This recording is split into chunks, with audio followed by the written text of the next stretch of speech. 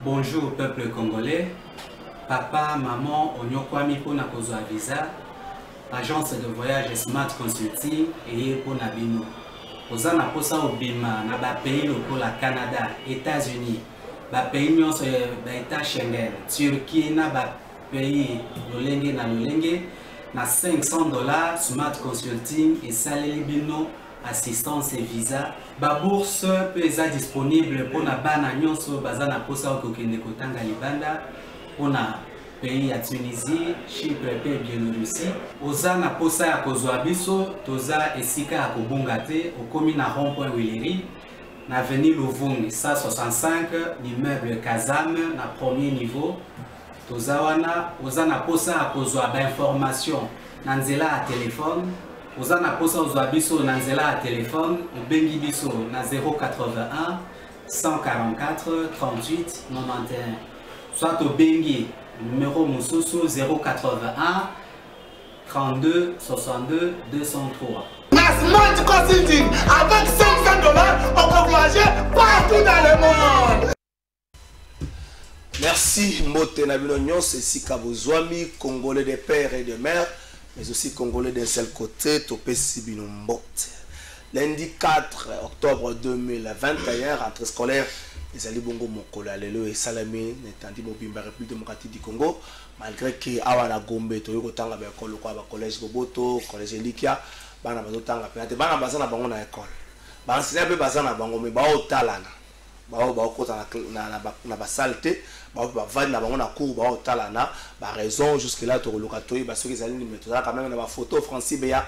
Akola Kisabino Ango na émission ya Mukalobo comprendre que Bana Batangite Junior Massoudi Wasso, c'est jeune Congolais étudiant au Kangami, na niveau ya Belgique, précisément à Bruxelles, Soumonaye, selon la police, Azaki à la hauteur, tu as des questions, tout n'a qui va le besoin à niveau T.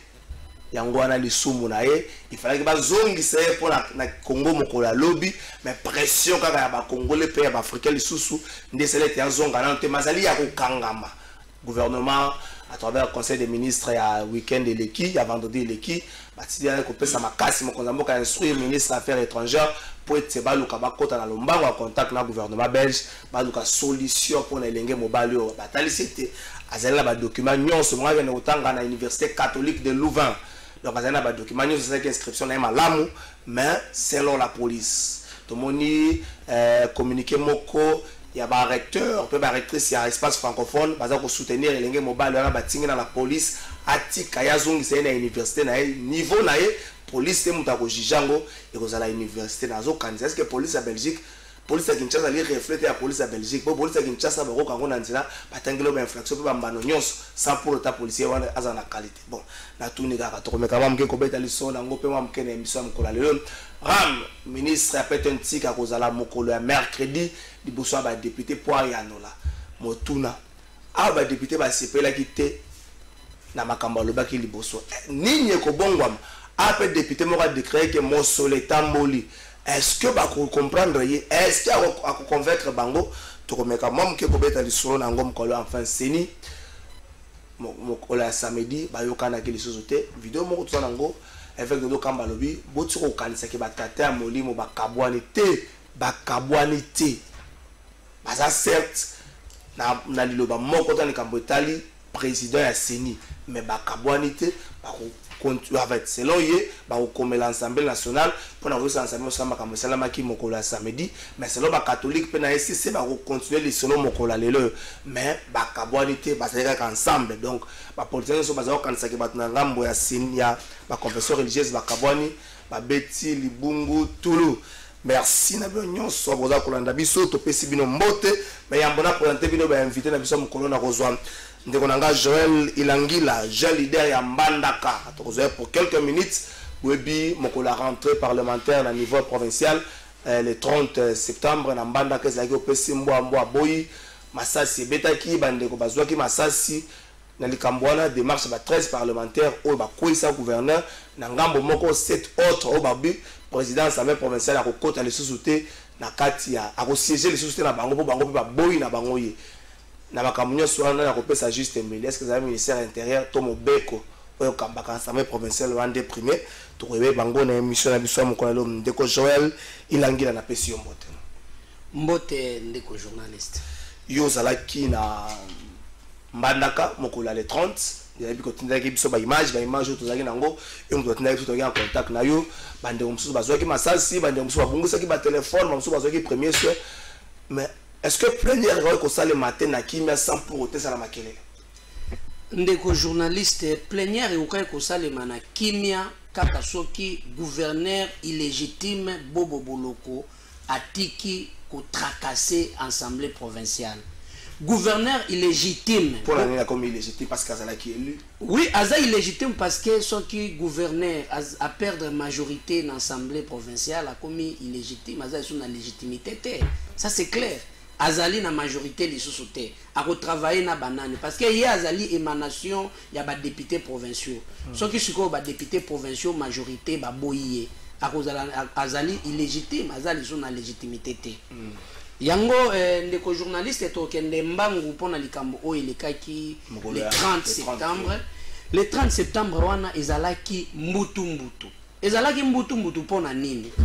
Ye gouverneur illégitime Bobo Boloko alingaki a s'accrocher na message officiel ya ministre intérieur oyo ministre intérieur a komaki que président assemblée a engagé les sous ba institution T. Or que ministre intérieur azali na capacité ya ko kanga assemblée T ou bien ko pekisa président ya assemblée a engagé les sous institution. Yango wana ndeko wana bobo neti azali na mayele mabe a instruire la police oyo kambamaki na ndeko Guilin na félicité même ndeko ministre Selo ndenge ayoki quand même que la population a changé colonel wana oyo abomisi bato na ville ya Mbandaka changer mkoni ba changer depuis hier. OK. Vraiment félicitations ndenge batindeli biso général Yassika. Et puis félicitations encore na chef de l'état ndenge ayokaki maneli ya population ya Équateur ndenge a rappelé ba auteur ya désordre entre autres yé gouverneur illégitime. Voyez ça? Non aye nanu tazo ça la refi. A sali refi juste pour a continuer désordre na ye otozolo ba lelo a changer ba médecin o bazala ki formé pour na rougeole a changé bango to perdre projet à PDC likolo na ye lelo lisusu a changé ba médecin na Mbandaka donc désordre lisusu eza na Mbandaka parce que ba médecin o bazala ki formé ba longoli bango a tie ba médecin na ye pour na opération retour bazong c'est la raye mbongo aliaka bazong c'est la raye mbongo pour na kanyaka to suka na likambo ya le 30. Oui ndeko journaliste likambo ya le 30 et pesa ki mawa gouverneur illégitime Bobo empêcher les députés provinciaux d'accéder à l'hémicycle. 13 députés provinciaux. Or, l'Assemblée provinciale est composée de 21 députés, 13 majoritaires. Au Bazali décidé de sauver la province d'Équateur. Gouverneur a empêché Bango. Gouverneur a instruire Babeta Massassi. Preuve Zali, image Zali. Il y avait même 2 morts. Maman Marokutu, on a eu Pondu Banini. Tant le gouverneur a instruit Babeta président de l'Assemblée Massassi, maman a passé victime. Betty Massassi a Koufi, et puis jusqu'à preuve du contraire de ma maman aux hommes en athée. Bazouye Baché na sac, côté Baké naye, destination inconnue. Ndeko journaliste, tant on va instruire, pour la population qui déterminée. A Kenarotika, député provinciaux, population a bimi, to komi wana avant l'Assemblée provinciale, gouverneur a dû instruire. C'est un gouverneur à instruire. Est-ce que vous avez un gouverneur qui a foule à instruire? Mais oui! La police. Mais oui, gouverneur, comment est le rôle général? Je vous parle, mais c'est réel. Nous avons témoin événement. Gouverneur a fait sa instruction. A bengi la police militaire. A bengi la police. A instruit le colonel Guilin. Bon tirer la balle dans Nzoto. Ba preuve zali bandeko bazoki. Ba garde à gouverneur. Moi, comme on a papier au fin dans la cité, comme on a a kangi batomi susu.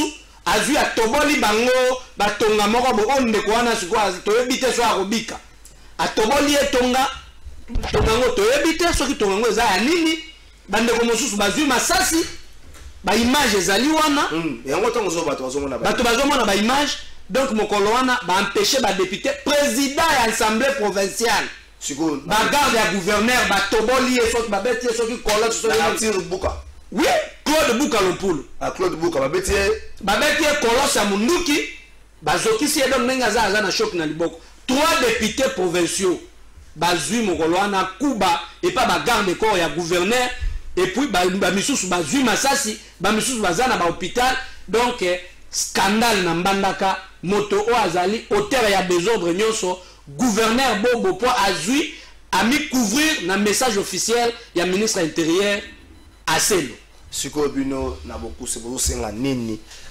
na bakonzi bo senga nini na ministre intérieur na tebo kwa bola na kichasa bo senga na tata mokonzi ekolo na likambo etali province na po ebandi lelo te beaucoup une instabilité bo senga nini vraiment Nathalie Caméra pour na ebisa mokonzi ekolo son excellence Félix Tshisekedi Tshilombo d'abord population équateur ba remercier yo ndenge omi impliqué personnellement parce que Équateur et comment ki lokola place moko boy bato bazwango ndenge to bengaka itoka ya koiba net ye gouverneur illégitime mosala na ezali ko corrompre a comment ki na esprit ya kanyaka mais chef de l'état to sengi na yo biso bana Équateur gouverneur wana azonga lisusu te rapport ya IGF ezali otomonaki ndeko alingeti a déposé déjà na table ya procureur général prêt à cour à cassation.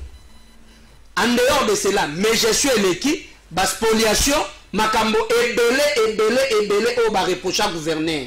Gouverneur a commis ko goma biso population.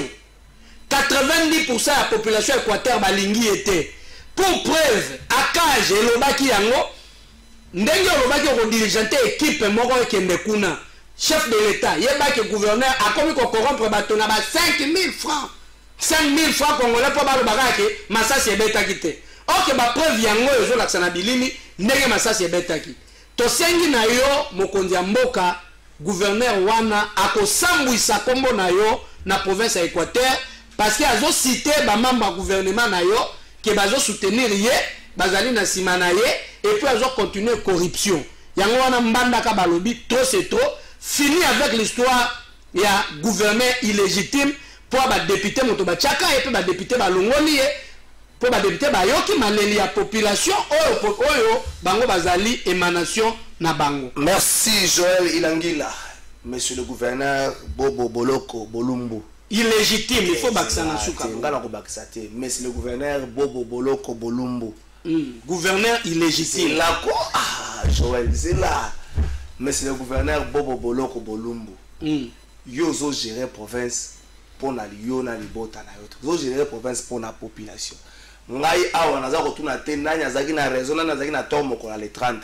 Mais ce qui ata 27% de la population bazo sepela non sous-souté gestion ne comme un problème na bolingo nkolo okoki kozonga na ta 2023 ko position ba ko pona yo malamu so ba ko pona te malamu même mikolo okoki pe ko tike ko longola o kombo na yo te okotika toujours bobo okotika bolumbu okotika la boloko donc olongolo na kombo na yo te mais na ministère intérieur pe bosala mosala na mituni lolenge bakwesa gouverneur bo boloko za lolenge moko bakwesa ka atuma to bona libanda ya assemblée provinciale mais ndenge nini ba liste ki Congo central ba liste province ya Équateur te na tuni kaka moto na bandeko nanga baza ministère ya intérieur ba otila biso image wana bongo na yamba bandeko to sana bango na émission mokalo ndeko Joël Ilangila merci na yo je vais to bongisa émission moko mobimba elongo na yo na ba député na luka pe arti na ndeko buka ata la loboko na ye abetaki cross na loboko na ta soke komi ndenge nini evimbi merci na bacha biso image mongo to yamba bandeko o to kosala na bango émission na yebike bandeko ba kopesa vraiment makanisa de kambeta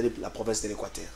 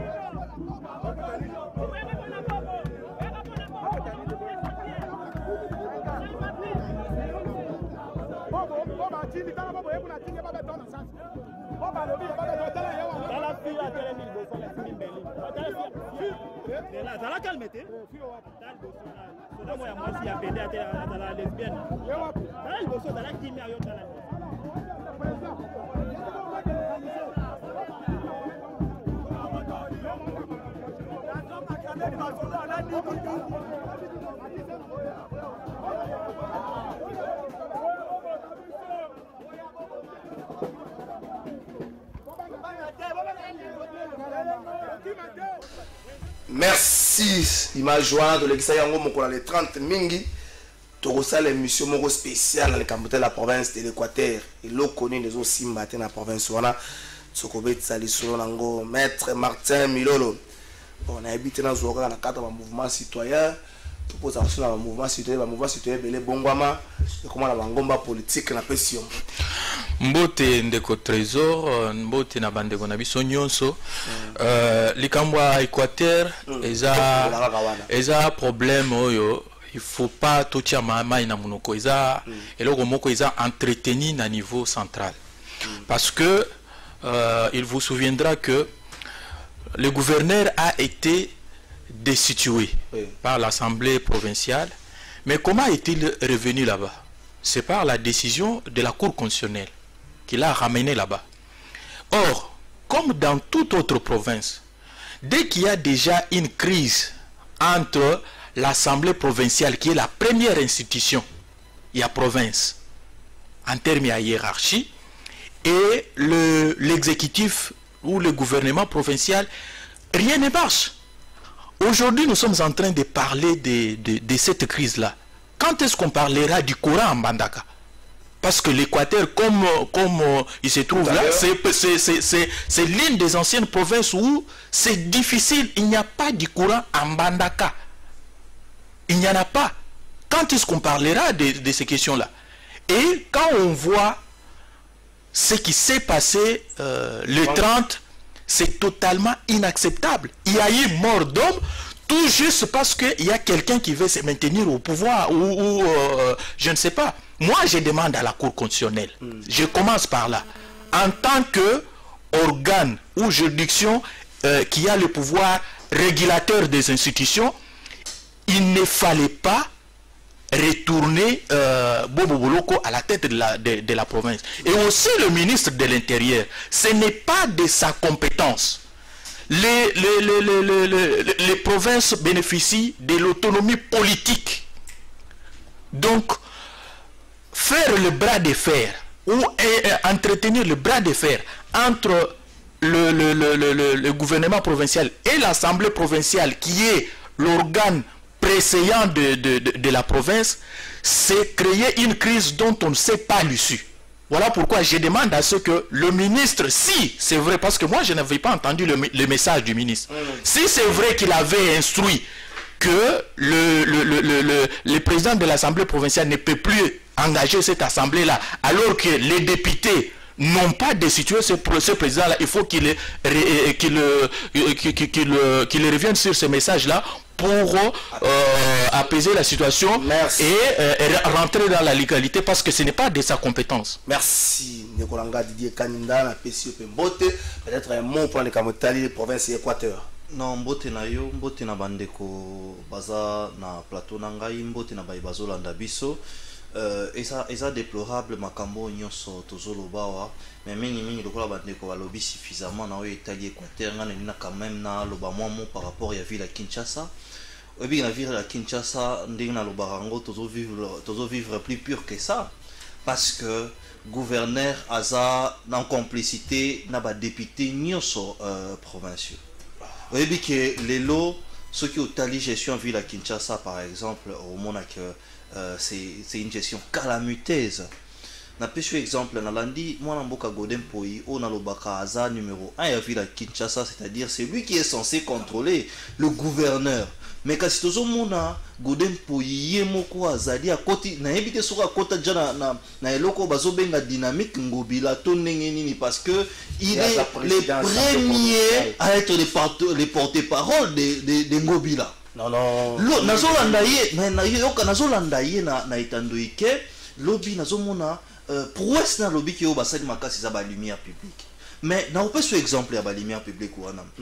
ndeko Trésor Kalafai kende na poids lourd okomona ba lumière publique wana nyonso ezopela mais ezolakisa te ezopela neti babougie donc na kopesa nyonso ezopela mais molili na balabala ya kosakana te. La semaine passée mbule beti tolobaki yango batu bazokomba ntango bazokomba bazozwa badécharge wana bazobwaka na bakaniveau. Alors la semaine passée Kinshasa ntango mbule beti mutu akoleka nazalaki te nayebi te soki omoni lisusu bapoubele ndenge ezotona na Kinshasa. D'ailleurs basache oyo Ngobila tya soki oteli na long du boulevard omona basache wana basache eza lisusu te mais bato bazokontinue kobwaka bapoubele na kati. C'est déplorable. Nazosenga na plateau na yo na profite na senga na plateau na yo biso UDPS toza quand même na 12 députés provinciaux.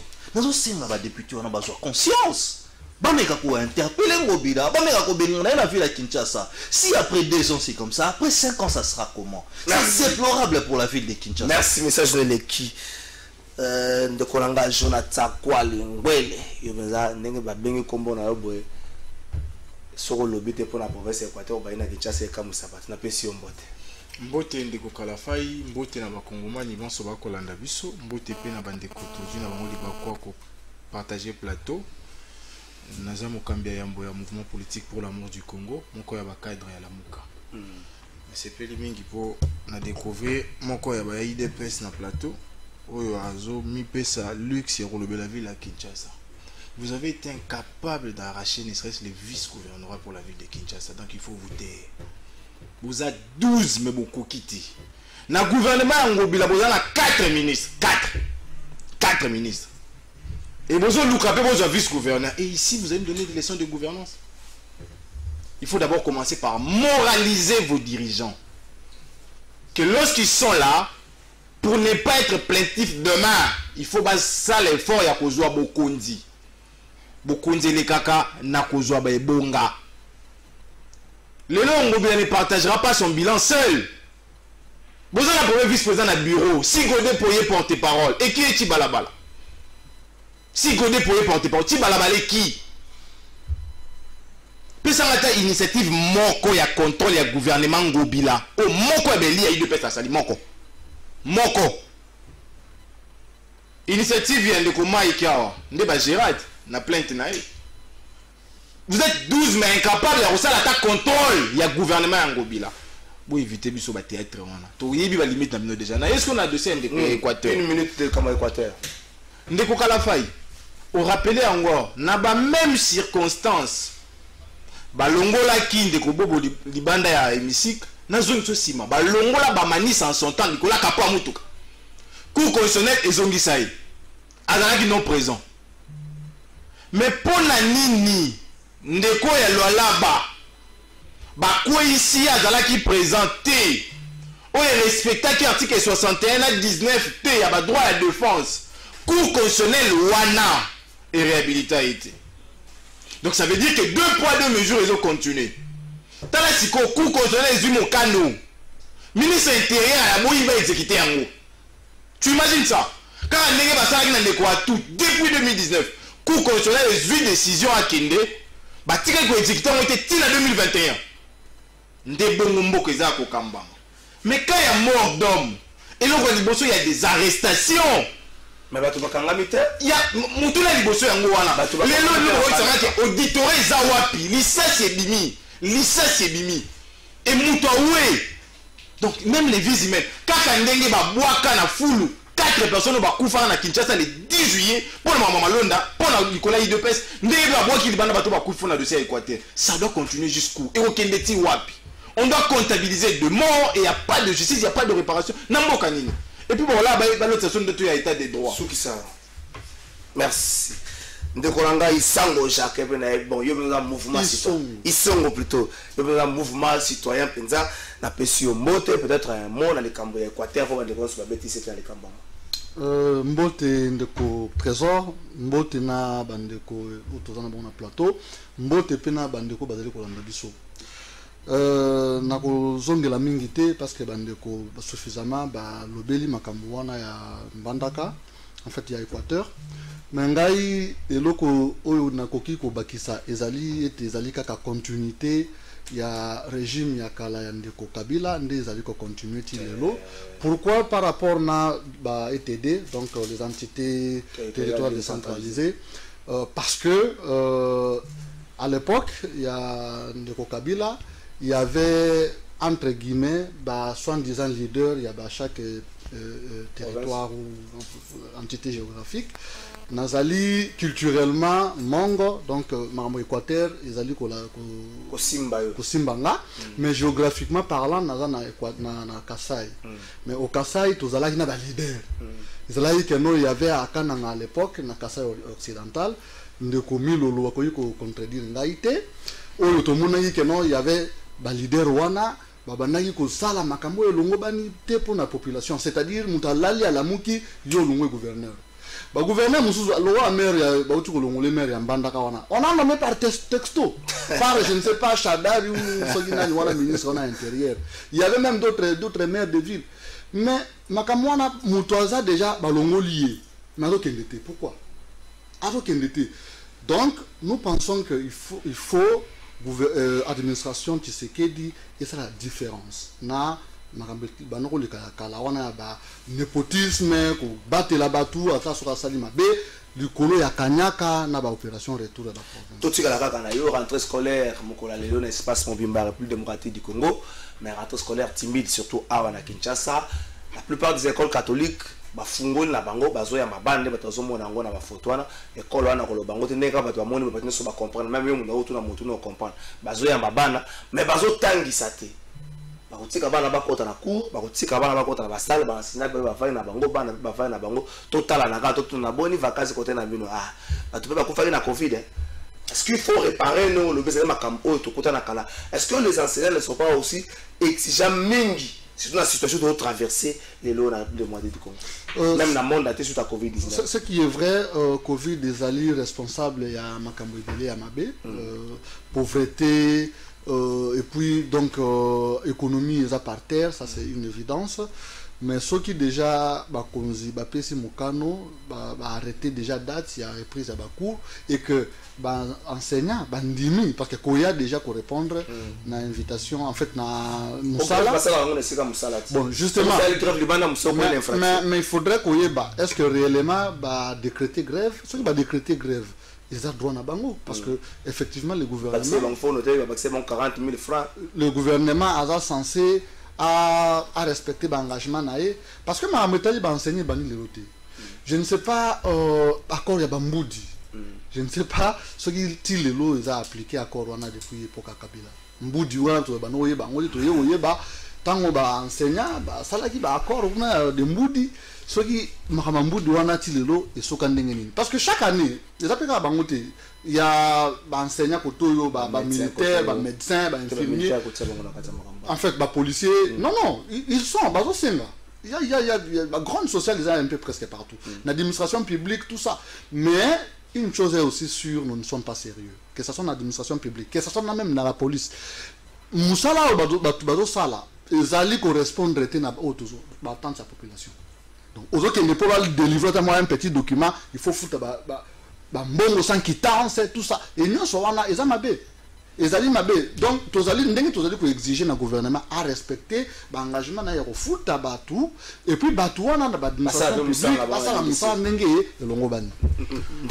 que ok enseignant goût à chaque rentrée observer 2 ou 3 jours de grève avec grève ces sessions de travail 2 ou 3 jours et puis on la bango rythme voilà mais la bakom sous rentrée scolaire ça sans problème.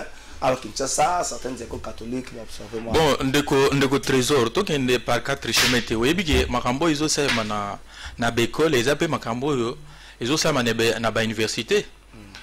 Kalamingi te wa rentrée académique, au moins appelle ba prof pe ba quota grève. Faut noter que ba moko ba na primature. Professeur à université. Ba professeur à université. Oh ba futami ba zo tangisa mais ba futamité en tant que ba professeur.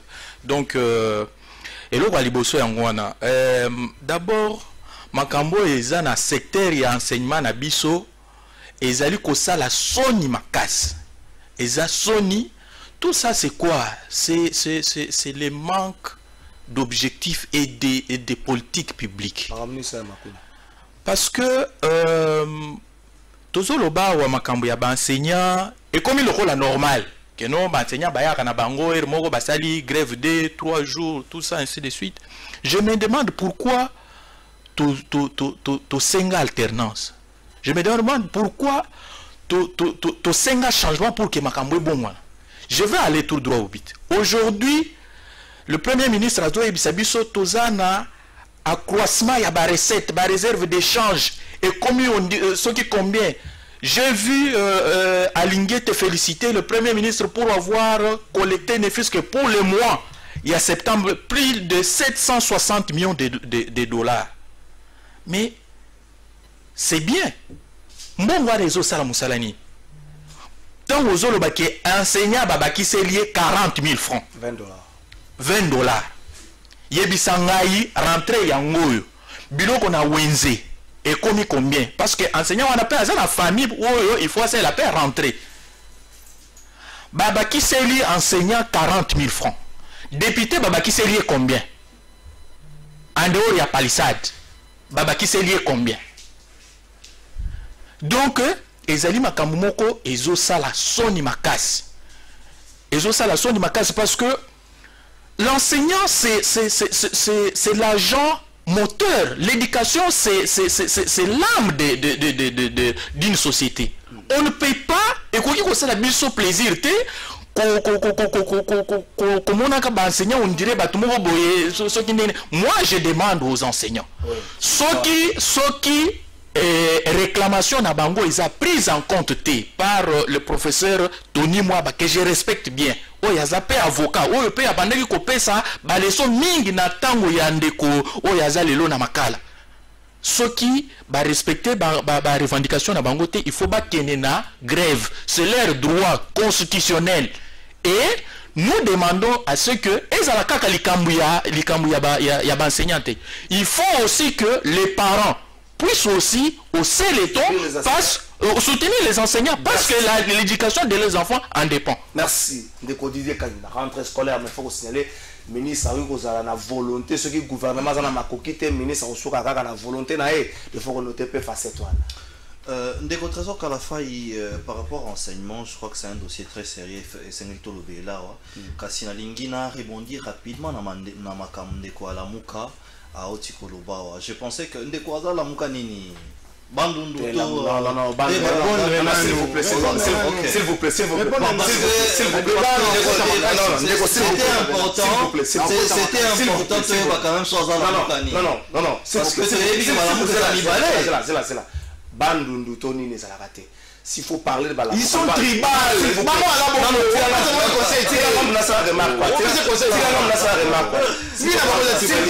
faut parler de la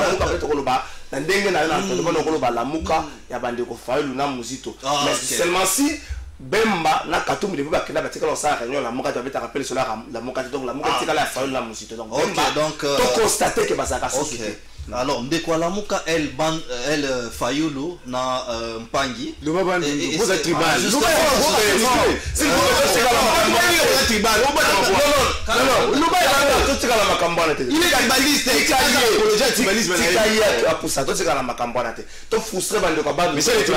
S'il vous plaît.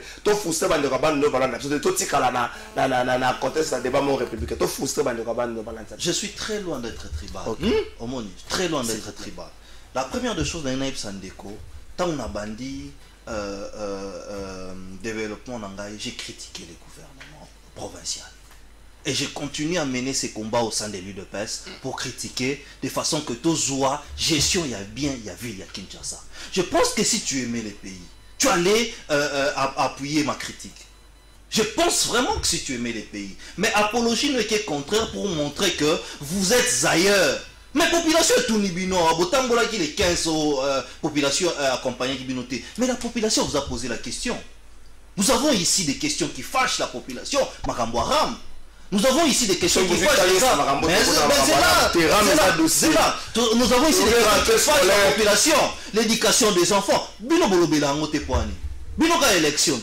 Population comprendre bino la fois passée à Botambola qui vous n'avez pas pu réunir 40 personnes. Vous, la Mouka, El Bandundu, Vous n'avez pas pu... Monsieur, calme-toi. C'est pour vous dire que vous êtes ailleurs. Moi, je continue mon combat au sein de l'UDPS. Tu me parles de Chibalabala. Mais il est dans le même sac que Gonepoï. Il est de l'UDPS, oui, mais il est dans le même sac que Gonepoï. La ville de Kinshasa ne marche pas. Je ne suis pas les seuls à le dire. Notre président AI l'a dit. C'est pas le président Godin pour Justement, mais il encourage l'action du gouvernement provincial. C'est ce qui nous est. Exactement, il est passé hier sur Congo Web Télévision. Sur Top Congo. Et notre président du parti l'a dit que la ville de Kinshasa ne marche pas. Tu pouvais accompagner cette critique à la place de critiquer. Vous voyez la différence entre nous et vous? Vous êtes dans les Djalelo. Vous êtes dans Fayoulo, marchant pour la population. À la place, il y a pour critiquer. Vous ne critiquez pas. Vous ne montrez pas de critiques. Pour encourager la rentrée scolaire. Une chose est vraie, c'est qu'aujourd'hui, ce qu'on dit par rapport à la gratuité de l'enseignement est en souffrance. Tout simplement parce que au moment il y a eu tout ce qui par rapport, il y a train de vie, il y a institution.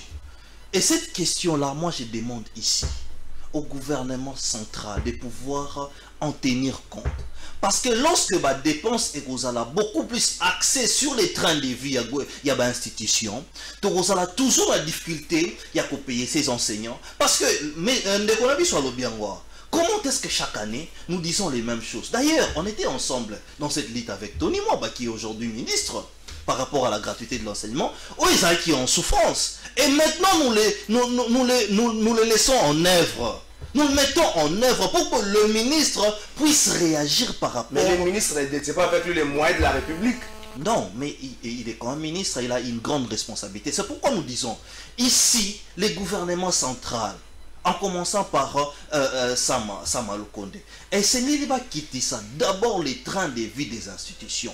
Ça va permettre à ce qu'il y ait équilibre. Parce que dès lors que le train de vie à l'institution est équité, on peut beau dire qu'il y a marge, il y a cette chose qui est vraie, mais cela ne suffira pas. Mais aussi,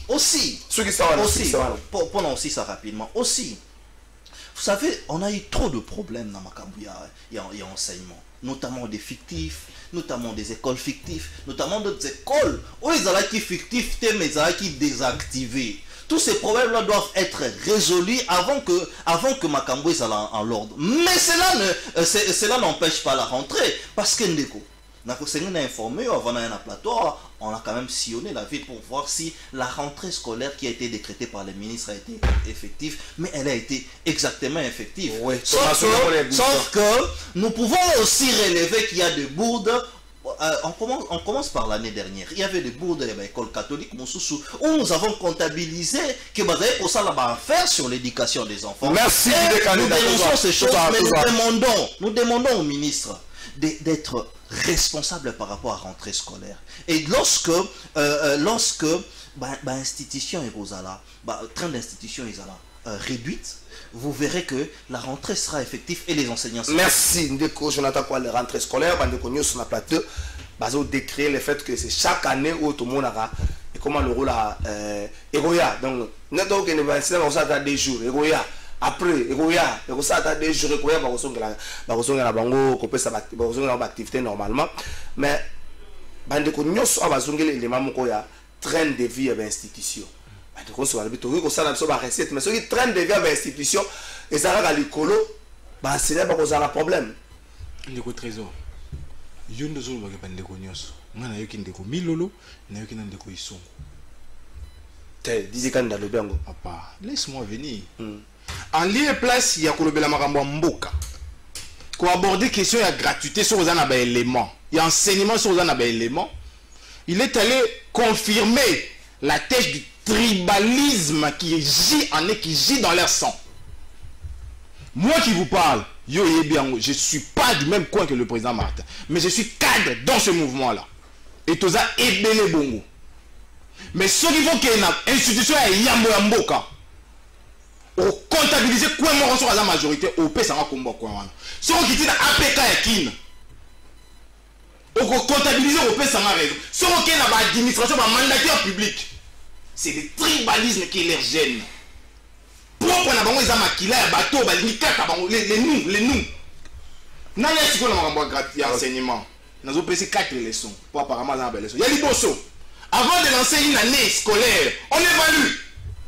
Et ça les ndeko trésor tika na loba yo bangala zozo c'est la basala qui nous non ambassadeur journaliste oui basala non ambassadeur on évalue et lorsqu'on évalue à la fin on donne un rapport pour dire que tu évaluer boy qualité enseignement outil na pourcentage tel comme une tel tu atteindre l'objectif tel na tel tu échoué j'ai pas vu ce rapport là donc j'ai dit qu'il n'y a pas eu ce travail il y a Liboso ni balé il faut fouiner tout ça na année covid yo non fait on fait dépend la monnaie on était déjà donc on défend les moutons arrêtés tout la politique on parle l'intérêt vital de la population il y a ni balé. On est tout le monde avec Covid. Bon, Bénin a décalé l'entrée scolaire. Tout le monde va désinfecter ma classe. Combien de ces classes sont désinfectées à Kinshasa? N'a qu'un intérêt à Kin. 0. Et nos enfants vont aller étudier dans de bons. On place microbe famille. Nous avons bâti sur gratuité. Il y a troisième question. Combien de questions on a complété tout le monde a moudi? Tout comment on a encore à Bible? Mboka elengi. Comment la Bible? On va faire ta première parler, la deuxième, tu l'as va foutre. Et puis les jouisseurs. Tu as 30 000 LU l'année passée de votre trésor. Les Congolais qui ont enseigné, bah meni poussière à créer ma foutre. Les hommes ministres ont savent que 30 000 LU à bazar mécanisé. Bazar aligné na chambre il y a paiement à nous. Si là de réponse, il fallait appeler ça avant un banda. Réponse, ça veut dire ici 4 000. Ndeko 1000 on a complété. Dans l'ordre de finances, c'est un ballot. Les députés, on a 13 000. Baba, c'est bon. Vous imaginez ça un peu? Donc, on a bango maboumou. 55 000 $ à partir des coquilles, on ajoute de l'argent. Dernière question. Je crois, on a laissé qu'on a regardé, ça va réponse à solo. Lélo, oui. Le ministre Mwaba, nous saluons, nous l'aimons beaucoup. Mais tout ce qu'il a donné comme bruit sur Bakonga, à répondre déjà à Sanini. Il a dénoncé le NU. Il continue à maintenir le NU.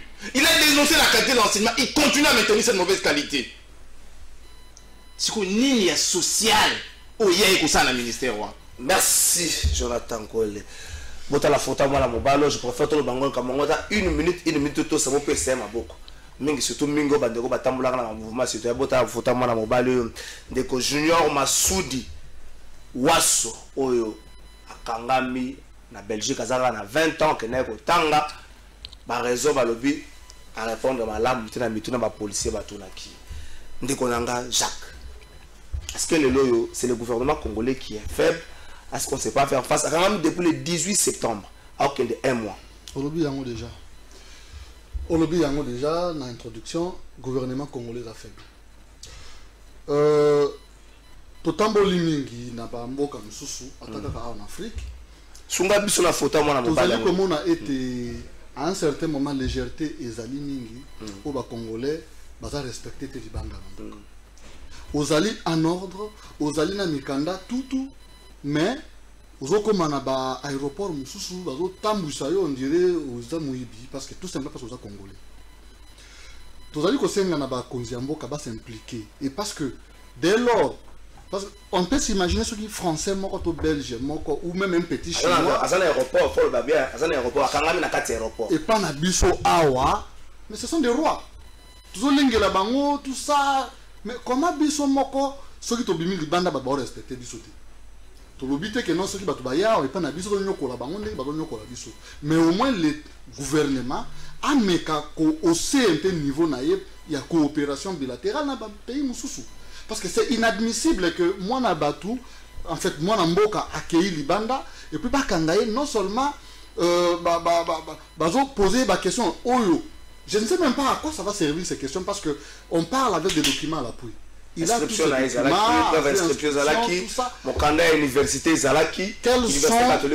Louvain. Quels sont les je sais pas les mobiles ou les motifs qui peuvent demander ou pousser la police belge à tout naï la question du genre à un niveau T pour conclure et enfin invalider. C'est inadmissible en fait. Donc gouvernement, le ministère nabiso et affaires étrangères mais plutôt les alaka parce que le président ça la mieux sur moko. Merci. Le président instruit la ministre des Affaires étrangères na lombango ba loka solution pour na ndeko na biso Junior Massoud. Eza moins passé hein. Eza moins passé ndeko trésor. Webi ezopesanga kanda. Na wakata kolobate. Donc ezopesanga kanda parce que vous avez pas instruction président appelle ça instruction qui est bakanga ba port illégaux, ba port clandestin, ba port privé. Oh ils ont fonctionné dans bon abisso. Est-ce que au outil Congo central au monde ba port wana izo samate. Biloko wana et quand on voit aussi ndenge président abisso azo sillonner dans monde. Yemoko en tant que ancien diplomate, il y a eu des pèses.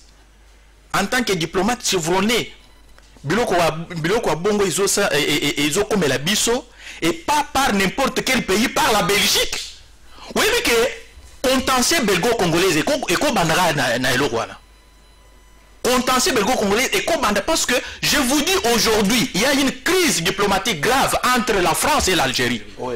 Pourquoi? La France, l'Algérie. Juste parce que la France a annoncé, il n'a même pas arrêté, a annoncé réduire la délivrance des visas à 30%. Oui. Juste une réduction, l'ambassadeur algérien à Paris a été rappelé et l'espace aérien algérien a été fermé pour la France. Oui. Et là, on a pourquoi il ça m'a Congo? Schengen autozara ngwawa. Quelqu'un a tous ces documents. Tous ces documents dans quel pays au monde?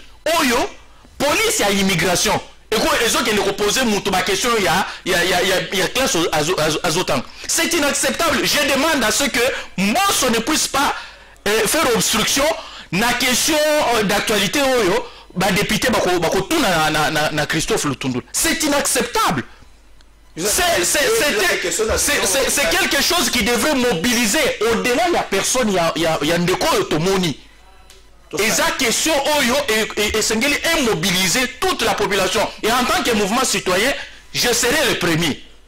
Il y a qu'à manifester pour Nalikambouana. Et je demande à toute la jeunesse congolaise. Parce que Ezo banda bongo, l'objet cause la moussous, l'objet cause la ke Oyo a qui pour la stage, a qui pour et il faut jusqu'à ce que solution ezala yako trouver yako zoama pona la question de quoi qu'aucun Belge n'arrive ici. Merci. Et qu'on sache aussi la situation, il y a résidence, il y a des Belges non sur le bazar. Parce que wana ezandi kosakanana biso et je ne vois pas les retombées. Il y a musala le président azosala na mboka kotambolaka et makambo boyezo kom. Merci Didier Kalinda. Un mot pour na biso junior. Et avant qu'on a noté que l'Algérie a annoncé en pompe que aucun avion français qu'on voit l'espace aérien si on a dossier la piège des avions avion français eux ont na pays na monde arabe il faut pas traverser l'espace aérien algérien pour qu'on pas donc on a piégé ils sont obligés de réfléchir avant de comme à 12 ans va revoir ma camoana pour baser une solution. Je félicite en tout cas ici Ndekolanga mouvement citoyen quand il dit que il est prêt à marcher pour que les Congolais soient reconnus et que sa valeur revienne dans l'ensemble du monde. Et nous félicitons ça. Mais au-delà de ça, sur cette question, il y a un attaqué au balan de quoi? De quoi ça fout les pommes? Ah, c'est les justement, on parle de ce problème. La tour qui est question. S'il vous plaît, quand tu parles, les autres ne dérangent pas. Il ne faut pas venir déranger. S'il vous plaît, c'était une réflexion. Mais j'avais posé un problématique ici, que lorsqu'il s'agit du peuple ici, pourquoi il ne marche pas? Bango Batalamuka. Politisation et tout. Et puis il dit aussi que non, les chefs de l'État, Tobiso, mais c'est faux. La proposition, il y a lettre la vie à crise. Autant que Yango, c'est des gens sectoriels. Ozonga sur place. Sur place. Nous parlons de Massoudi. Les chefs de l'État instruits, c'est déjà une bonne chose. C'est la première institution des Trésor. La chose que nous devons encourager ici, c'est l'instruction du chef de l'État. Il a instruit au ministre de... Martin, je l'ai rappelé, ce rapport il est beau. C'est pourquoi je dis ici, lorsque le chef de l'État, qui est le premier d'entre tous, instruit quelque chose ou donne une instruction et que l'autre salamité, il y a un problème quelque part. Voilà pourquoi, ici, nous tenons à rappeler ici que les proches collaborateurs du chef de l'État nous causent beaucoup de problèmes. Je l'ai dit ici maintes fois dans le plateau Nayo. Nous avons vu beaucoup de choses. Je peux citer ici. Attendez, mais si on va développer ici... Ils ne sont pas membres du gouvernement. Non, mais pour montrer ici que les chefs a une équipe, ils doivent être responsables. Mais nous voyons aussi une responsabilité par rapport à Yamakambango. C'est pourquoi nous dénonçons. Pourquoi nous dénonçons ici? Parce que lorsque le chef, qui est le premier d'entre tous, instruit les ministres Lutundula pour dire que cette situation doit être réglée sur les champs, et que nous voyons que cette chose se retarde, ce n'est plus au niveau du chef. Merci. Ndeko. Et ce n'est plus au niveau du chef. Merci, Joël. Pour remarquer... Parce que je suis aujourd'hui, c'est bien que de l'IDPS, mais à la critique. C'est la question de Jonathan, quoi. Merci. Tu peux savoir Junior Massoudi Makasi. Bazon c'est absolument pour toi Junior Massoudi Makasi. T'es ma Junior Massoudi. Moi je note. Non, tu évites le trésor. Le trésor. Bablo non peut c'est important. Les Congolais va comprendre les lots que la jouissance qui nous gouverne aujourd'hui n'a pas été préparée pour le pouvoir. Bon, on va la préparer pour la Liboumou. Pour la Kolia. Il y a 10 ans, il y a 4 ans passés, il y a 6 ans passés, n'avait même pas 10 000 $. Il vous bâtit un édifice de 350 000 $. Du crédit dans la banque. Jouisseur. N'est-ce qu'on a Junior Malou Massoudi. Voilà, Malou, rappelez-vous de Malou, abattu sauvagement en Inde. La dame. Non.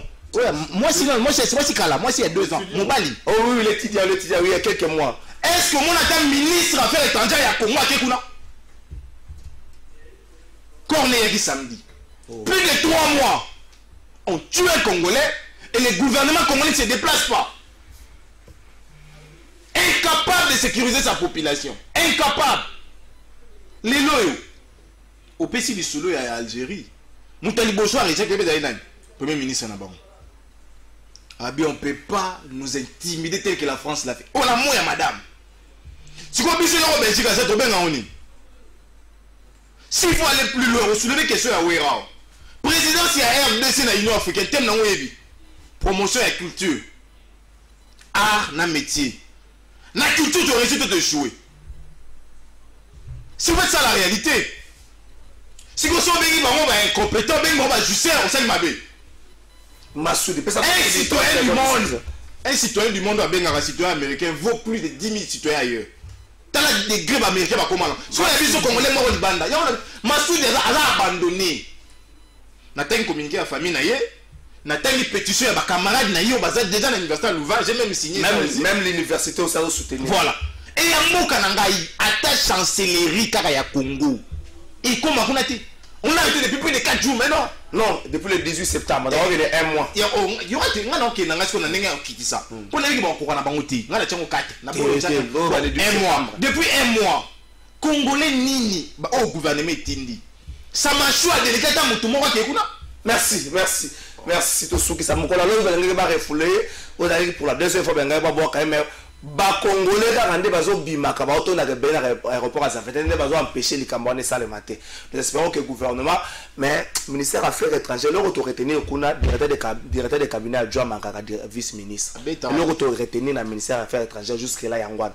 À part ça makambo vraiment makambo mais c'est le premier ministre na tout na kaka. Ce qui passe c'est aller à la pona batunios. Et là tellement musu bazo palissade, musu bazo la 34 millions na moi moko et puis bato mususu bakanga mabomba serré pour passer ali wana na tuni kaka to sukisa une minute to sala kambango ya seni dodo kambalobi bokabwani ezate mais makambo zo kende pété makambo to simbate 72 heures papa ça bango pas président Mbosso si là déjà et puis ça bango ko la vendre donc si là ki lobi dimanche solution est to une minute solution aux amate oh pour solution ezwama ngai na linga ko se contredire na vite. Vous avez très bien depuis 2019. Position en moko. Ba église catholique na ba SCC tout ça la kabisonion so ba to sala ba atelier pour na ba réforme. Oui. To na ba cage ba simosel ainsi de suite. la réforme est préalable pour désigner animateur de la CENI. L'église catholique, na Katimini, bimi pour bâtir au président de la CENI. Et ça, c'est Malonda Bimi. Et Malonda Bimi va fâcher. On a Malonda Té, va instrumentaliser le parti politique dont IDPS, la Mouka, tout ça, et le mouvement citoyen. Dans le mais non, nous ne pouvons pas sortir dans la rue parce que Tozala qui peut-être va quitter. Mais il y a un Nazalaka, l'Institut français na Gombiao, où on avait commencé les travaux, il y a la réforme électorale, il y a même un référentiel sur ça. Parce que Moutouna Bango Bimite, Malonda Bimi, Bolobiote, to bandela tout à zéro, moi j'assume. Vous devez laisser moi Moubala Asala. La solution. La solution est ça que, parce que raison Oyo et Tindaki Batouba Bimali Banda à l'époque, Boma Batou, Nanzela, c'était que des réformes préalables avant toute désignation. On revient aux réformes. Donc, toujours à la réforme. Justement, réforme, ça, il a mis sur notre président, on a encore plus politisé la CENI. Merci. C'est pas correct. Ndekonanga nalingi avant ya okoma na makambo ya CENI, mais nalingi na juste dans 2 secondes par rapport à makambo ya diplomatie na biso. Pour moi que diplomatie na biso est très faible.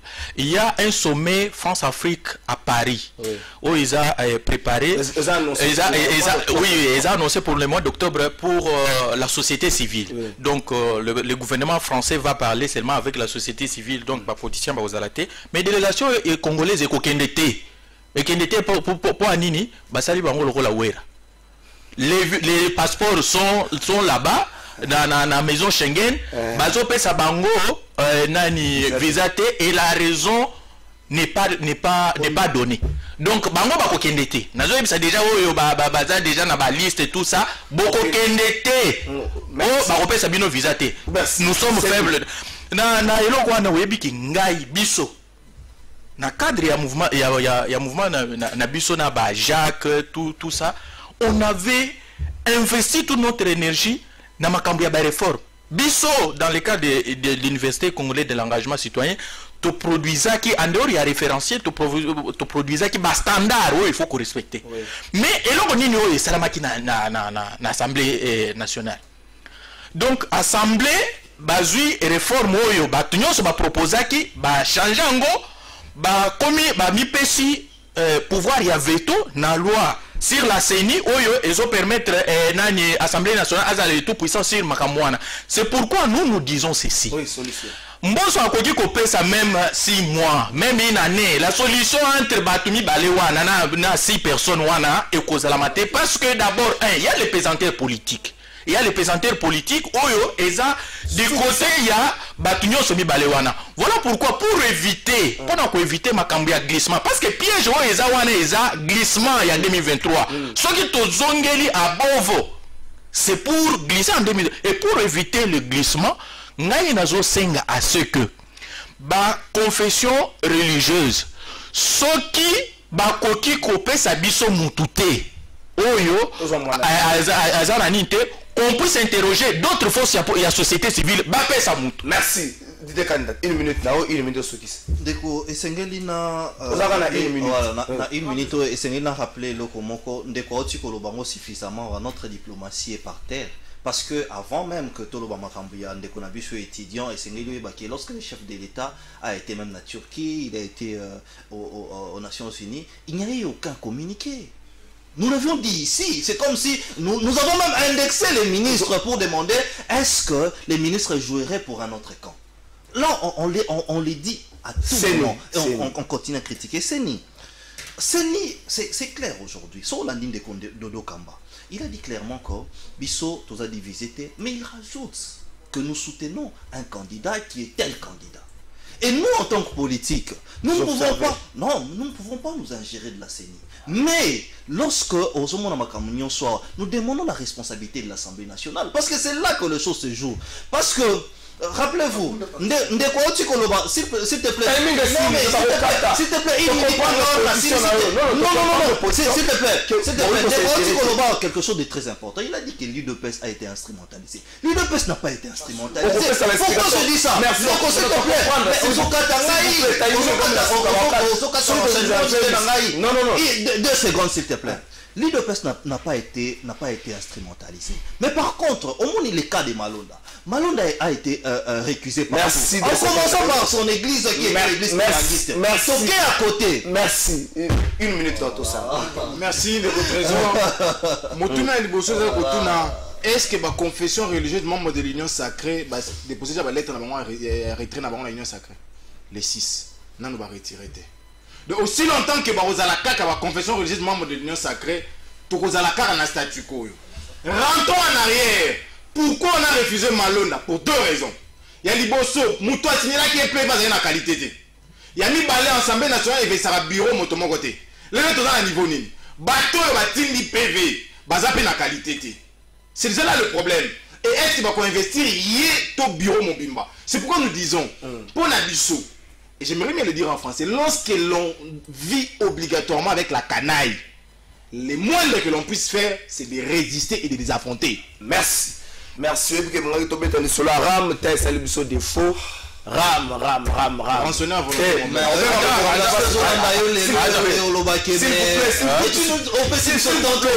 alors qu'il y a des choses importantes ici. S'il vous plaît. Ram. A besoin de 30 secondes. Oui. S'il vous plaît. Ram, Toloba Yango, et puis Tolobaka, bah député va confirmer Yango, bah lobby, ndenge Toloba, qu'ils a escroquerie et vol. Tozali kosenga na ministre tant la mercredi. D'ailleurs, tozali ko regretter pourquoi mercredi parce qu'il fallait zonga 48 heures après. Tozali ko suspecter que bazo pesa yemo temps ebele pour pesa kanyaka na ba député de façon que ba soutenir bor na ewana Sukisa. Ya ba copain. Donc balongola 1, balongola ram 2, ministre a démissionné 3 a kende ko se présenter yemoko et pas procureur général de la République pour escroquerie et rançonnement à volonté. 4 azongi c'est la batuba unité naie ou azwa. Merci. Sur la salle calcul mo ya ram na calcul na ngaso singa ba 1.17 $. Nengezo sala 20 tozo ko madana ba 145 millions. Mais ça va que 25 millions quand dem na calcul na ngamuke. Mais na nina tuna Congo central ezaka na constitution nango to Congo central to la na ngaka na même constitution. Bota la image na zo sukisa. Lobby na alaki na Congo central na Congo central depuis weekend lobby to zo zonga. To komi na Mbanza Ngungu. Bandeka kimbangisa ba lobby zale anniversaire bakangela ka papa Simo Kimbangu le 3 octobre. Ba bloqué national numéro 1. Police a sécurisé bango moya mutu kamsuse lekezate. Tozaki obligé à kotala bango tipa ko sisa makambo na bango na mituni. Yango constitution ya Congo so komi na revoir Kinshasa katani Congo central la constitution yango selon église kimbangisa ou bien ndenge nini. Le Congo est un pays laïque. Et ça na Congo central et ça la wapi to kotika makasi te na église moko ekamba mboko ezali kamba malamu te na soki so. Le premier ministre na peso ka information. Na aéroport international en Chili. Covid tozan de fungwa mikuna. Yo mo ke no vérifier. Covid tozan. Merci.